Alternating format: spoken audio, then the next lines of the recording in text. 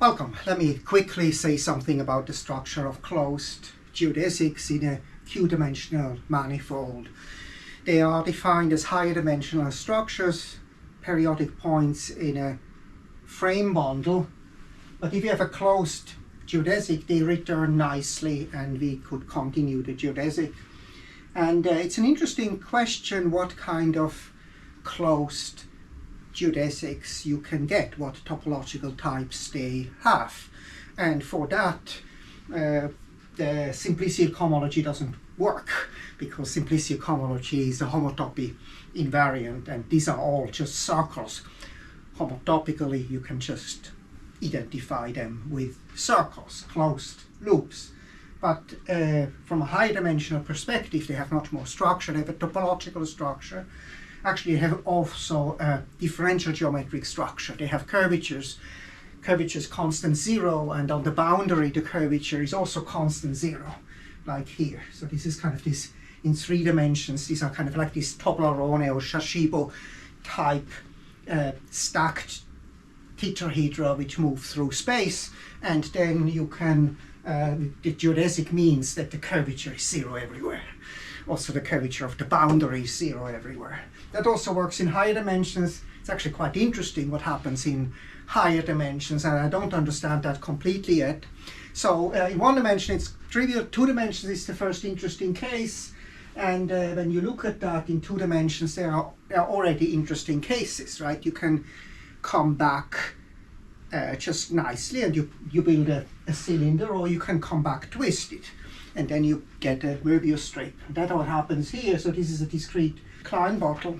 What you can do, so this is triangulated, I didn't put the triangles, but every square is cut, and then this is a flat Clifford kind of Klein bottle, completely flat, and in this case this is a geodesic, and in this case the geodesic turns around and flips. These geodesics here, you have geodesics which don't do that also, so geodesics which don't flip the orientation.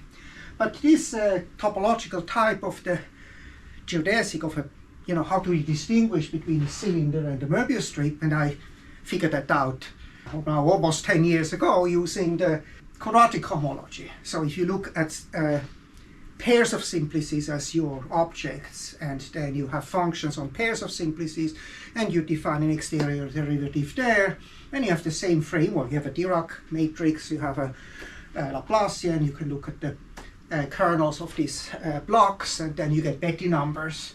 And these Betti numbers are much more interesting in quadratic cohomology than in Simplicial cohomology, because they are topological, meaning, they are invariant on the homeomorphism.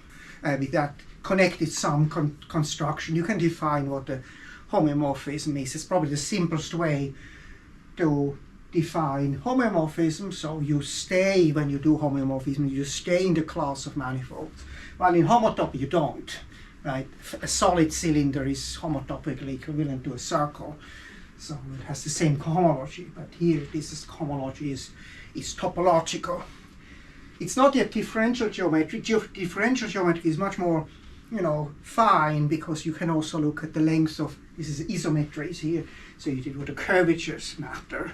Curvatures are differential geometry. They are not topological notions. The length of the shortest closed geodesic, systole, is also differential geometric notion, not a topological notion. You can deform torus and you get different. Then you have variational problems.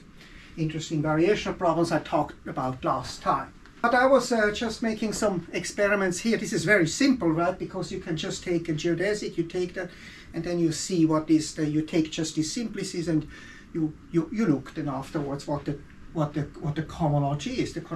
So far I have not seen anything else than these two types, which we see in 3 dimensions. It's clear from the classification of 2 manifolds. There are only 2 possible manifolds of constant curvature which allow constant curvature 0, either orientable or non-orientable. So we have either the Klein bottle or we have the torus, the donut. So the donut or the Klein bottle are the only 2-dimensional manifolds with Euler characteristic 0. Euler characteristic is also a typical homotopy invariant. It's also topological. I mean, it's the same when you do homomorphisms, because this was a more restricted type of deformations you can do. But that's very interesting here. What happens, say, in 4 dimensions, I already don't know, because in 4 dimensions the boundary of a geodesic is a 3-manifold, a flat 3-manifold. So now for 3 manifolds, the notion of curvature is a little bit silly, because I kind of, as I showed in a couple of ways, the curvature of a odd-dimensional manifold, so this Leavitt curvature is constant 0. So that's not an interesting curvature for odd-dimensional manifolds. So this is still has to be investigated. But what I did is just in dimension 4, 5, or 6, I took that and I looked at the quadratic cohomology. It's getting harder and harder to compute, because these are matrices with thousands of entries already. Then even if you take a small thing, because you have pairs of simplices, I didn't find anything else than these types. So either you have something orientable or something non-orientable. And so in this case, in the non-orientable case, the cohomology is trivial. But it could be in principle that there is another topological type.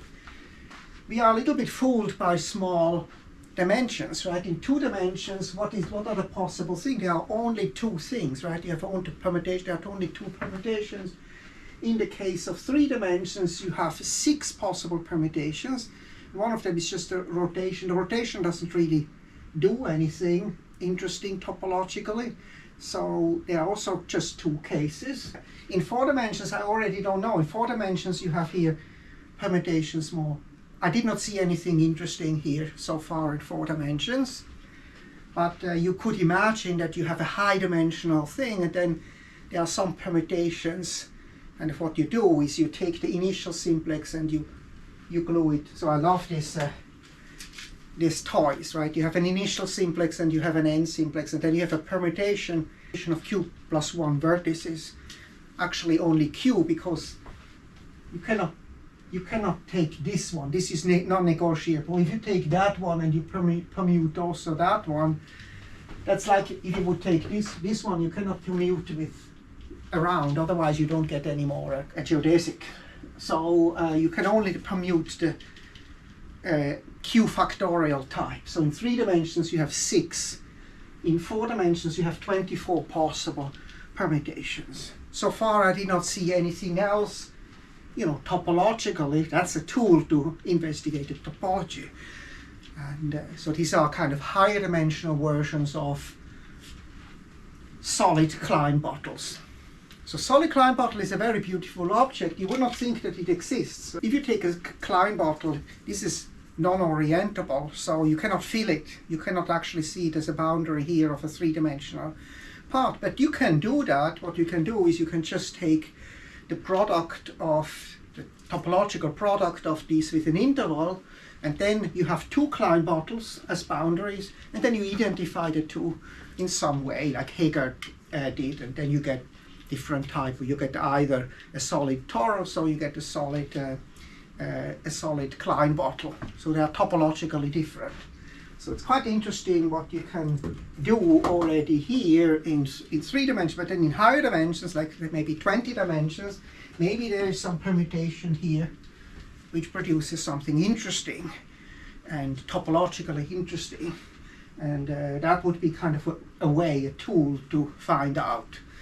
But this is very expensive to compute with machine, because the matrices are getting big. But that's what I wanted to say today.